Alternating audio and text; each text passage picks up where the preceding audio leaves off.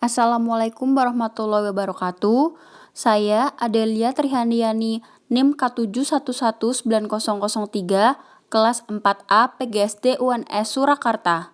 Di sini saya akan memaparkan hasil jawaban dari tugas genetika. 1.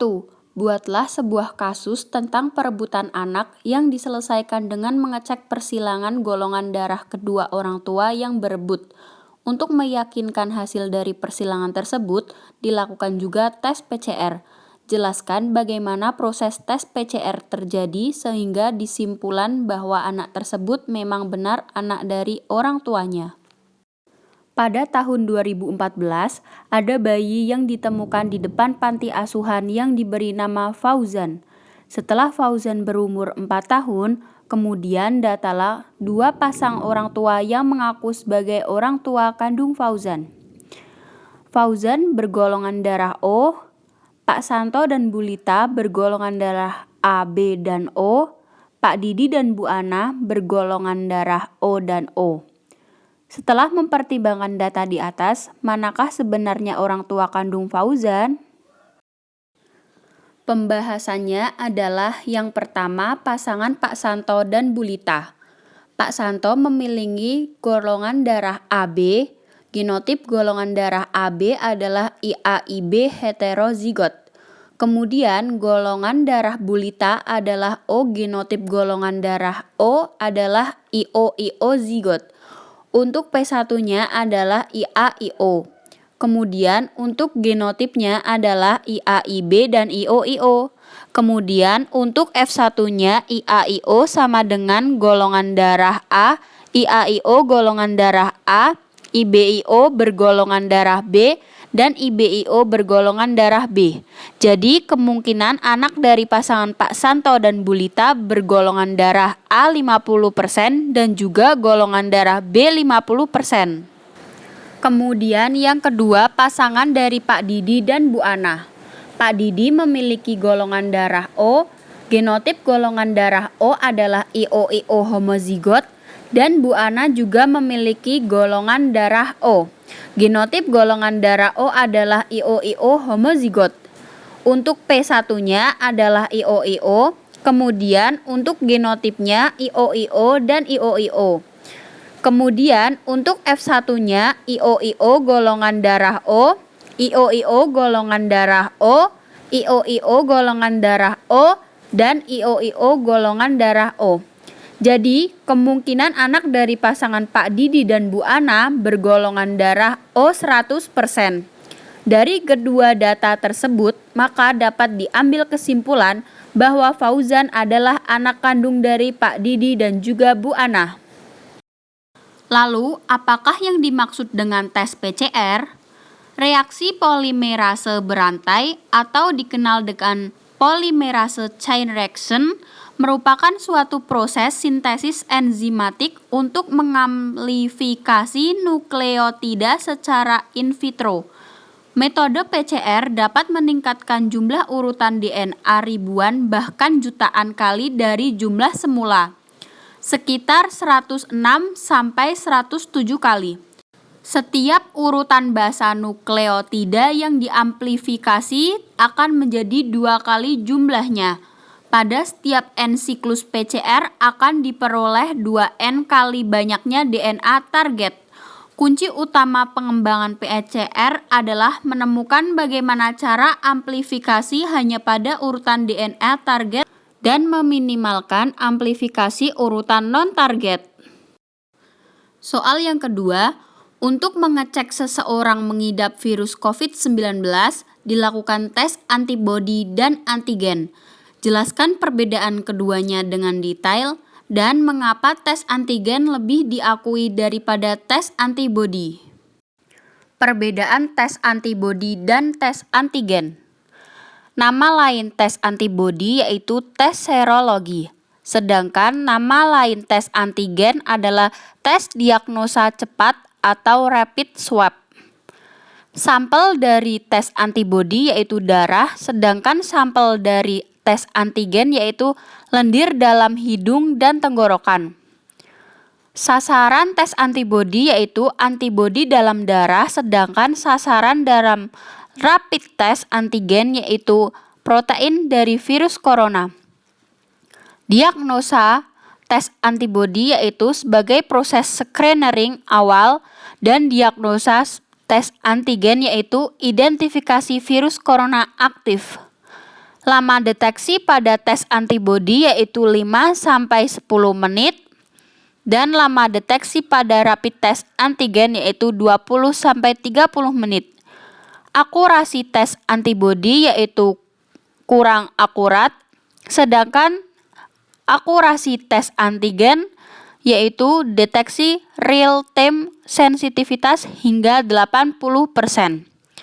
Tujuan tes antibodi yaitu identifikasi kemunculan antibodi seseorang akibat infeksi virus corona, dan tujuan tes antigen yaitu identifikasi infeksi aktif virus corona lewat deteksi protein. Lalu, mengapa tes antigen lebih diakui daripada tes antibodi? Dibanding rapid test antibodi dan PCR, rapid test antigen bisa dilakukan dengan lebih cepat, yaitu 15-30 menit saja. Meski tingkat akurasinya tidak setepat PCR, jika dibandingkan dengan rapid test antibodi, rapid test antigen dinilai lebih akurat, yakni hingga 97%. Alasan mengapa rapid test antigen lebih akurat dibanding rapid test antibodi adalah karena tes ini bisa mendeteksi langsung keberadaan antigen virus corona pada sampel yang berasal dari saluran pernapasan. Perlu diketahui bahwa antigen biasanya bisa terdeteksi ketika virus yang masuk ke tubuh aktif bereplikasi. Sementara itu, pada rapid test antibodi, yang dideteksi adalah keberadaan antibodi dalam darah. Pada kebanyakan kasus COVID-19, keberadaan antibodi dalam darah pengidap COVID-19 umumnya baru muncul pada beberapa hari atau pekan kedua setelah terinfeksi virus. Soal yang ketiga yaitu buatlah contoh persilangan 3 sifat beda pada tanaman kacang kapri. Contoh persilangan 2 individu dengan 3 sifat beda atau trihibrid. Persilangan kacang kapri dengan 3 sifat beda yaitu batang tinggi biji bulat dan biji warna kuning dengan batang pendek biji keriput warna biji hijau.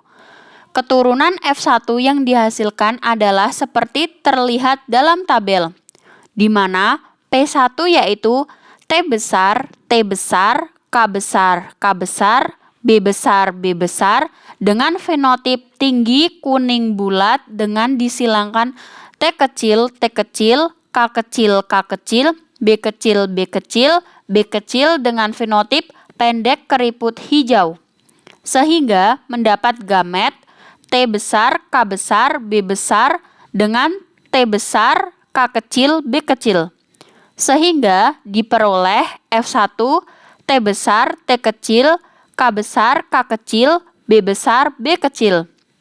Yaitu fenotipnya tinggi kuning dan bulat. P2 yaitu T besar, T kecil, K besar, K kecil, B besar, B kecil disilangkan dengan sesamanya. Sehingga memperoleh gamet yaitu T besar, K besar, B besar, T besar, K besar, B kecil, T besar, K kecil, B besar, T besar, K kecil, B kecil, T kecil, K besar, B besar, T kecil, K besar, B kecil, T kecil, K kecil, B besar, dan yang terakhir yaitu T kecil, K kecil, B kecil.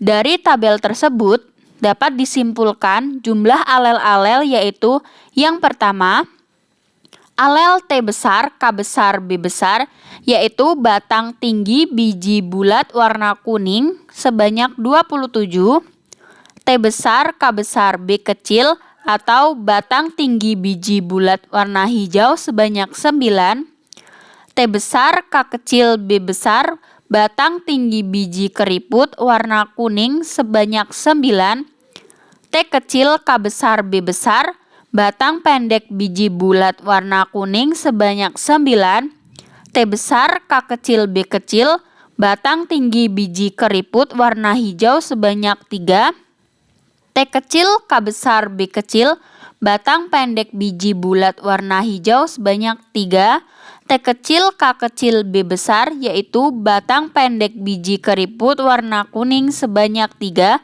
dan yang terakhir, T kecil, K kecil, B kecil atau batang pendek biji keriput warna hijau sebanyak 1. Dengan jumlah 8 gamet dan 64 buah tanaman baru. Soal yang terakhir, keempat, carilah peta silsilah kerajaan Inggris yang menderita penyakit hemofili, lalu jelaskan peta tersebut. Nah, di sini sudah tergambarkan peta riwayat hemofilia pada keluarga raja Eropa yang diturunkan dari Ratu Victoria. Di sini dibuktikan penyebab utamanya yaitu Ratu Victoria.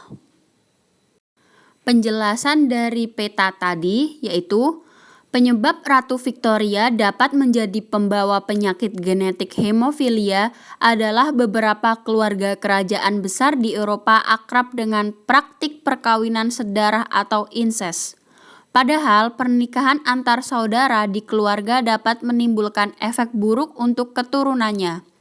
Walaupun Ratu Victoria bukan pelaku insest, tetapi tindakan keluarganya yang membuat ia menjadi pembawa penyakit hemofilia.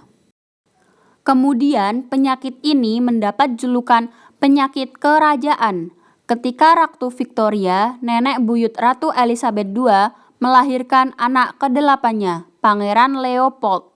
Berdasarkan pemberitaan British Medical Journal pada 1868, Ratu Victoria dan dokter kerajaan tidak tahu anak laki-lakinya itu sakit apa. Padahal Leopold adalah penderita hemofilia sehingga luka memarnya sulit untuk pulih dan sering mengalami pendarahan. Dengan kondisi pengetahuan dunia dan tenaga medis tentang penanganan pasien hemofilia yang minim, akhirnya Leopold meninggal dunia pada saat berumur 31 tahun karena pendarahan otak. Selain itu, 3 anak-anak perempuannya, Putri Victoria, Putri Alice, serta Putri Beatrice tidak positif hemofilia, tetapi mereka menjadi pembawa genetik penyakit tersebut. Buktinya pada 1928, Viscount Trematon, anak laki-laki Alice, meninggal dengan penyebab yang sama seperti Leopold, yaitu pendarahan otak. Masalahnya, ketiga putri Ratu Victoria menikahi pria yang merupakan bangsawan dari Spanyol, Jerman, dan Rusia. Akibatnya, penyebaran penyakit ini menjadi semakin meluas ke kerajaan lain. Berikut adalah beberapa sumber dari jawaban yang saya ambil. Terima kasih dan wassalamualaikum warahmatullahi wabarakatuh.